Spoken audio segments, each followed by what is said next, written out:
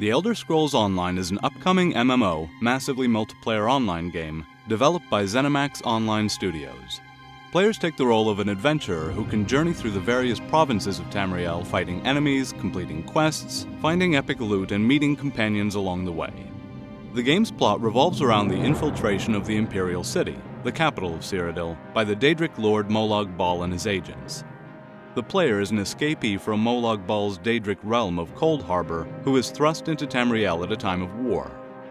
As you journey through Tamriel, leveling your character and exploring new provinces, there will be a main story questline that you can follow.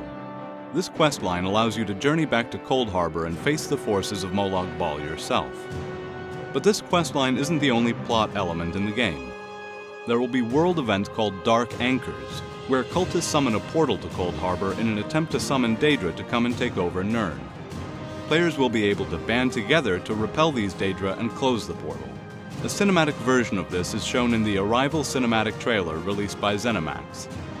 One of the key parts of the Elder Scrolls Online is the alliance war waging between the three factions in the game over the Ruby Throne in Cyrodiil.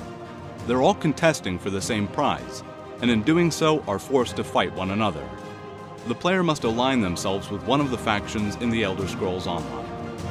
The Ebonheart Pact, an alliance of Nord, Dunmer, otherwise known as Dark Elves, and Argonian. Led by the Nord Joran the Skald King, the forces of the Ebonheart Pact seek to take the throne of Cyrodiil from the corrupted Emperor by force.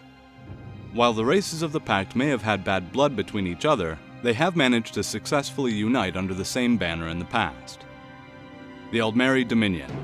Comprised of Altmer, also known as High Elves, Bosmer, or Wood Elves, and Khajiit, the Aldmeri Dominion unite under the leadership of the Altmer High Queen Erin.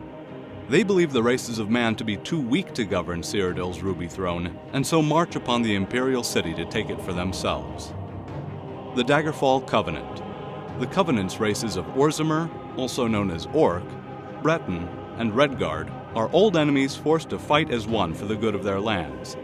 The events in Cyrodiil have disrupted trade routes, causing poverty and suffering for the people of the Covenant.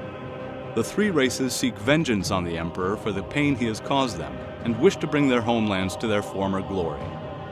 Players can join any of these three alliances when they create their character. It's an important decision to make and will determine where you spend the majority of your time when questing and leveling up. An important thing to take note of is that you won't be able to play with your friends if they are a different faction, so try and sort this out beforehand if you plan to adventure with someone else. The decision of which faction to fight for also greatly affects PvP, as players of opposing factions will be fighting each other in Cyrodiil's open-world PvP. Unlike previous games in the Elder Scrolls franchise, the Elder Scrolls Online allows you to explore all 9 provinces of Tamriel. While not all of the provinces will be available at launch, they will be included in future expansions for the game. The 9 provinces in the Elder Scrolls Online are Cyrodiil, the heart of Tamriel. This is where the Elder Scrolls Online PvP will take place. Cyrodiil is ruled by an Elder Council led by the Imperial battle mage Abner Tharn, a secret Daedric worshipper who seeks to bring the realm of Molag Bal into Tamriel. Skyrim, the home of the Nords, a cold and harsh land filled with ruins and snow-ridden plains for the player to explore. The ruler Joran the Skald King leads the Ebonheart Pact from his seat at the Palace of Kings in Windhelm, the center for Skyrim's commerce and war council. Morrowind. Morrowind serves as the main starting province for players of the Ebonheart Pact. Players may recognize the unique landscape, plant life, and wildlife from the other Elder Scrolls games. The Black Marsh is the homeland of the Argonians. Full of dense swamps and dangerous creatures, the Black Marsh has shaped its native Argonians to become a hardy and resilient race. There's a somewhat lack of governing politics in the Black Marsh, and instead, groups of Argonians form tribes. The Somerset Isles are home to the Altmer, also known as High Elves.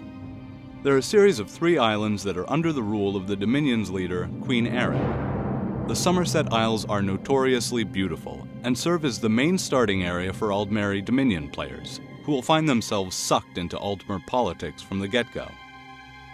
Valenwood is the home of the Bosmer, or the Wood Elves.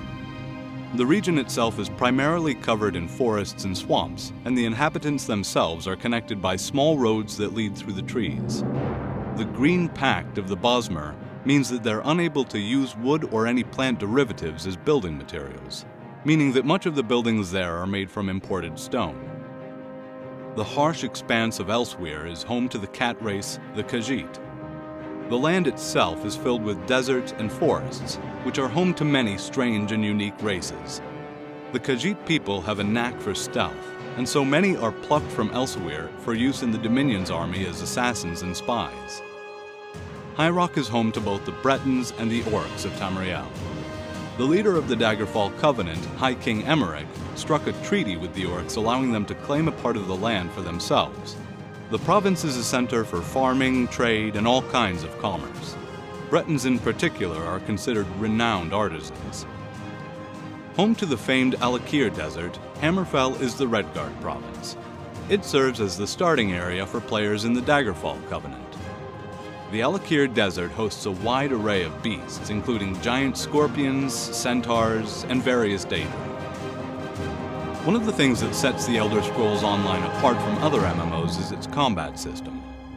Unlike other MMOs in which micromanaging large numbers of abilities is key, ESO only allows the player to have a small number of abilities at any one time. This makes the game feel much less like a complex button masher and more like a traditional Elder Scrolls game. It also vastly improves the game's visuals, meaning there's a lot of room for the player to view the environment they're exploring instead of blocks of user interface. In the Elder Scrolls Online, you'll be able to play in both third-person and first-person. First-person is arguably a more immersive and traditional Elder Scrolls experience, but multiple people have commented that third-person makes the game easier to play due to the larger view and awareness it offers the player. The abilities that you can use in combat come from skill trees. Using a weapon, type of armor, or completing quests will give you levels in a skill tree. Having a certain amount of levels in a certain skill line will allow you to use skill points on the abilities in that tree. This means that in order to level up in a certain tree, you need to use the skills from that tree. Classes aren't as definitive in the Elder Scrolls Online as they are in other MMOs. Since there is a wide variety of skill lines not related to classes in the slightest, they can only really serve as a starting point, a foundation to build your character on. There are 4 classes in the Elder Scrolls Online, each very different from the other, making for a much more unique character building experience even early on in the game. They are the Nightblade. Nightblades are loosely based around the Rogue. They deal lots of damage from stealth, surprising their enemies and taking them down quickly. With a lot of single-target crowd control in their kit, Nightblades aren't just inherent damage dealers and can provide lots of utility in both PvE and PvP.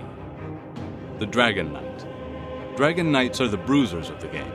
Their abilities focus both on taking damage and dealing it, making them a very versatile choice for players.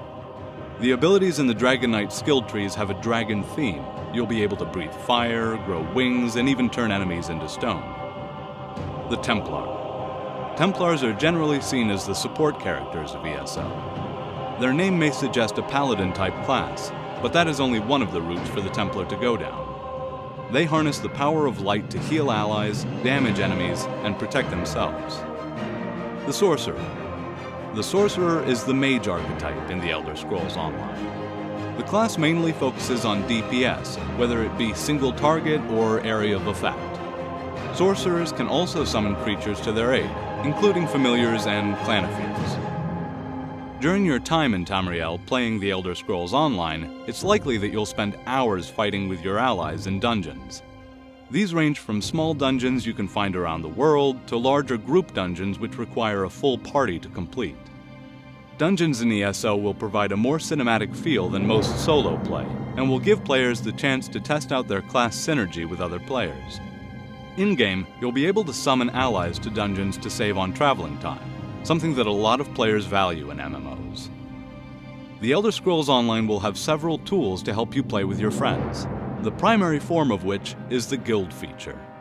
Guilds are groups of players who work together in ESO, whether it be to help each other craft, complete dungeons, compete in Cyrodiil PvP, or just to talk to one another. There are several incentives for players to use guilds in ESO, one of which is the guild store. This is a system that allows players in a guild to sell items to one another internally. If the guild owns a keep in Cyrodiil, this will allow them to expand the guild store into other factions, meaning they can sell to players who aren't part of their faction's alliance. Guilds are cross-faction, so you can be in the same guild as someone even if you can't quest or play with them. This means that even if your friends are in a different alliance, you can still connect with them socially through ESO's guild feature. The Elder Scrolls Online is a subscription-based MMO. This means that in order to play, you will need to pay a fee every month. In addition to this, there will be an initial cost for the game, whether you're buying it digitally or buying a physical copy. This is because running servers for an MMO can be very costly. Subscription fees aren't something new in the MMO sector, and players are generally used to having them in their MMO games at launch. For all the latest ESO news, strategies, and guides, join us at ESOMasteryGuides.com.